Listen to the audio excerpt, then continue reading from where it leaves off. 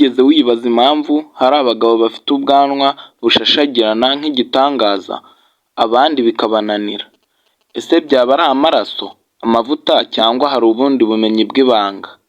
Reka nkubwire, hari uburyo gakondo bwo gutuma ubwanwa bwawe bukura neza, bushimishije kandi bwiza, udakeneye amavuta y'amadovize cyangwa imiti y'amahanga. Iyi ni inkuru y'amabanga ya kera, ayaguma mu muryango ariko aka kanya turayatangaza. Reka dutangire. Ubwanwa bukura gute?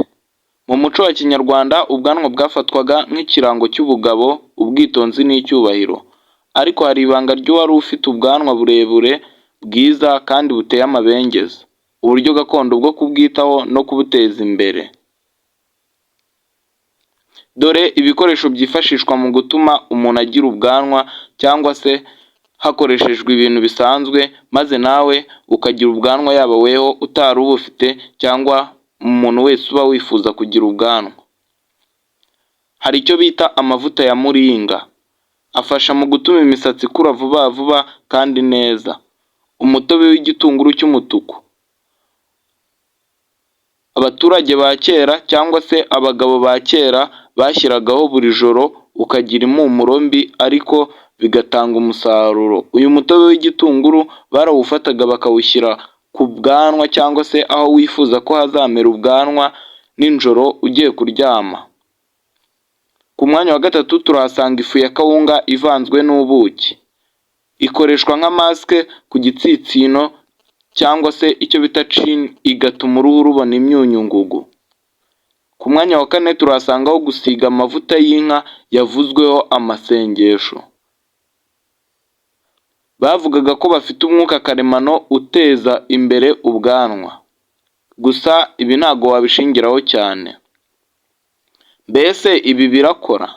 Yego, abasaza benshi bavuga ko babigerageje kandi bigatanga umusaruro mu byumweru bike. Ariko iyo ukoresheje uburyo nk'ubu ushobora kubona itandukaniro. Bigomba gusigwa kangahe? Buri munsi, waba ugiye kuryama cyangwa mbere yo gusohoka. Isuku ni ingenzi. Gusiga no gukora massage buhoro buhoro ku ruhu bituma imitsi isusuruka, bityo ubwanwa bugakura vuba.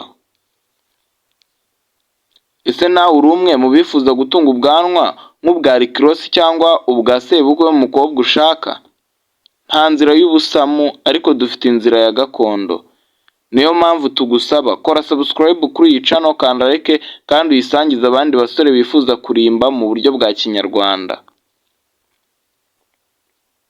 Twaganiriye na musaza wa Gatera w'imyaka 76 utubwira ati: nigeze gusiga ifu ya kawunga ivanze n'ubuki iminsi 14, ubwanwa bwari butangiye gutambika nk'inkingi.